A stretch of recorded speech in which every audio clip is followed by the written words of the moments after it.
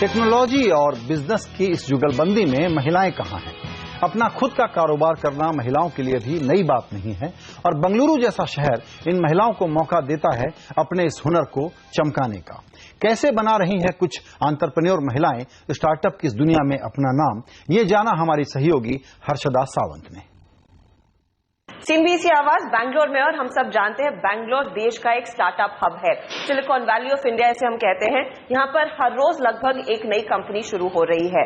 जितने एंटरप्रेन्योर्स यहाँ पर हैं उसमें एक बहुत लार्ज संख्या महिलाओं की भी है, और मेरे साथ कुछ ऐसी ही महिला एंटरप्रेन्योर्स बैठी और उनसे मैं जानना चाहूंगी ये इकोसिस्टम कितना एक्साइटिंग है खुद का कारोबार शुरू करने के लिए। शुभ्रा, आपने चुंबक को फाउंड किया है, ये इकोसिस्टम क्या न्यूट्रल है जब मेल विमेन एंटरप्रेन्योर्स के लिहाज से इसे देखें?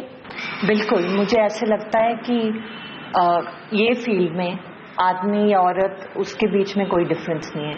Talent trumps over everything else. तो अगर आपके पास राइट विजन है, राइट आइडिया है, आपको एग्जीक्यूट करना आता है, तो there is no difference between the two. Okay, मेघना, आपका एक्सपीरियंस क्या रहा है? जहाँ पे हमने शुरू किया था किसी को कुछ नहीं पता था, just by word of mouth.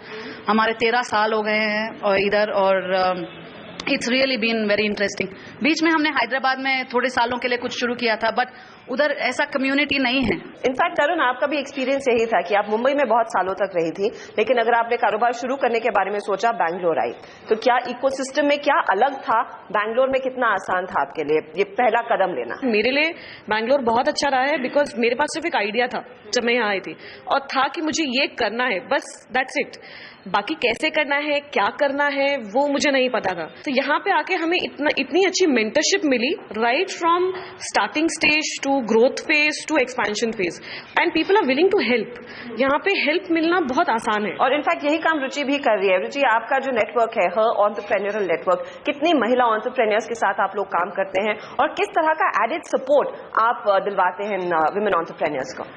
So hand India, it stands for her entrepreneurial network. आज की डेट में हमारा member base is 4800 plus members, and हम 3 वर्टिकल्स पे काम करते हैं: inspiration, information and support.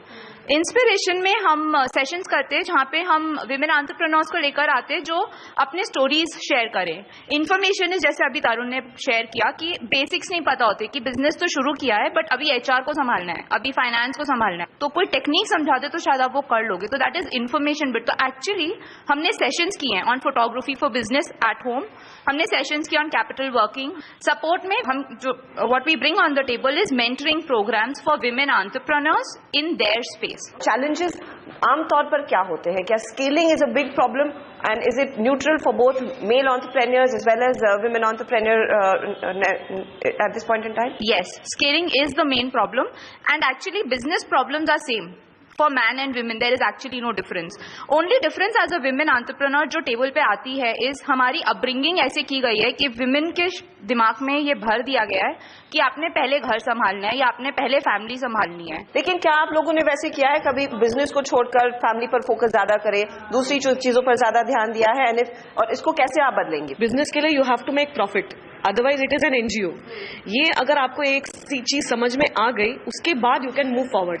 And ऐसा नहीं है कि हमारे फैमिली में या हमारे आसपास में जो मेन है वो हेल्प नहीं करेंगे। हमने कभी पूछा नहीं, हमने कभी उनसे पूछा नहीं कि आप हमारी मदद करोगे या सपोर्ट मी इन दिस। चुंबक एक फर्म है जो एक बहुत नोन ब्रांड है। आपको काफी बैकिंग मिली है निवेशकों से। So when you go to sell your product, खासतौर से एक निवेशक को गेटिंग दैट मनी इन, वो आपकी एक्सपीरियंस में कैसा रहा है? So I think again, it's the idea that counts. It's the way you have executed it that counts. Do I have an advantage because I'm a woman, or do I even think about it? No. I feel in today's world, when you talk about equality, then these conversations should be left behind. मेरा आखिरी सवाल आप लोगों से यही है कि businesses को खड़ा करने, उनको बड़ा करने में आपका सबसे बड़ा चैलेंज क्या रहा है? Starting something is very easy, loving it and making it grow continuously and working on it for many years is a different challenge altogether. It's like staying married. How do I take my business to the next level? उसके लिए knowledge बहुत जरूरी है। हम लोग अपने business से इतना प्यार करते हैं ना, we are so in love with it, कि हम लोग को वो देखना बहुत मुश्किल हो जाता है। तो आज थर्ड पर्सन देखने के लिए कि हमारे बिजनेस में क्या मिसिंग है, एंड फिर वो उसको ब्रिज करो, that I think is the biggest challenge that you face when you scale up. Personally मेरे बिजनेस और मेरे स्पेस में जिसमें मैं हूँ, मुझे लगता है कि to get the correct model.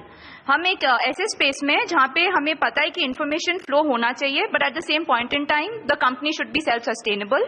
आप इनको कैसे टुगेदर रख सकते हो और आप कैसे एक पर्पस रीच कर सकते हो। प्लेजर स्पीकिंग टू यू, और मैं उम्मीद करती हूँ कि आप सब सफलता की वो जो सीढ़ी है, कामयाबी की सीढ़ी, काफी आसानी से चढ़े। थोड़े बहुत चैलेंजेस जरूर आएंगे and I am hoping you overcome all of those. बहुत बहुत धन्यवाद CNBC आवाज के लिए समय निकालने के लिए और इस खास सीरीज का हिस्सा बनने के लिए। All the best. स्टार्टअप राजधानी बेंगलुरु में आज के लिए इतना ही। कल हम बात करेंगे एक और नए विषय के साथ कि किस तरीके से यहाँ के जो स्टार्टअप्स हैं वो नई मंजिल तय करने की शुरुआत कर रहे हैं।